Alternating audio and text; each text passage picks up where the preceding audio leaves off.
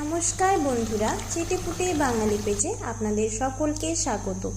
আজকে আমার রেসিপি রুই মাছের কালিয়া। রুই মাছের কালিয়া বানানোর জন্য প্রথমেই নিয়ে নিয়েছি কিছুটা পেঁয়াজ কুচি, 4টে কাঁচা লঙ্কা, কিছুটা আদা কুচি, 4-5 রোয়া রসুন, 4টে ছোটো এলাচ, 4টে লবঙ্গ এবং 1টি দারুচিনি এবং কিছুটা টমেটো কুচি। এবারে প্রথমে আদা, কাঁচা লঙ্কা, পেঁয়াজ, রসুন, সামান্য জিরে গুঁড়ো, সামান্য গোলমরিচ গুঁড়ো এবং সামান্য লঙ্কা গুঁড়ো দিয়ে একটা মিহি পেস্ট তৈরি করে নেব।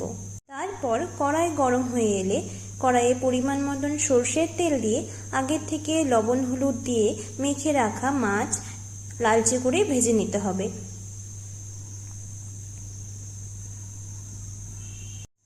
এবারে ওই তেলেই সামান্য গোটা জিরে, শুকনো লঙ্কা, তেজপাতা, দারুচিনি, লবঙ্গ এবং এলাচ এবং সামান্য পেঁয়াজ কুচি দিয়ে হালকা ভেজে নিতে হবে।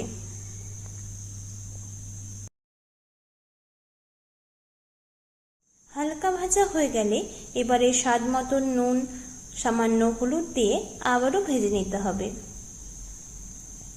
এবার আগের থেকে তৈরি করে রাখা পেস্ট দিয়ে ভালোভাবে কষাতে হবে।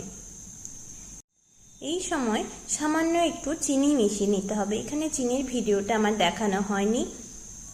তারপর টমেটো পেস্ট মিশিয়ে মশলার সাথে ভালো করে কষাতে হবে যতক্ষণ না পর্যন্ত টমেটো থেকে কাঁচা গন্ধ চলে যায় এবং মশলা থেকে তেল ছেড়ে না আসে।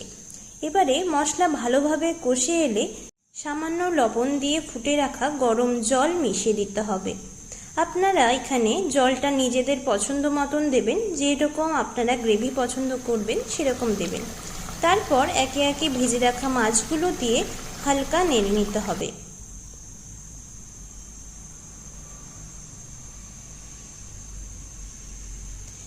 এভাবে ঝোল ফুটে এলে সামান্য পরিমাণে গরম মশলা মিশিয়ে নিতে হবে।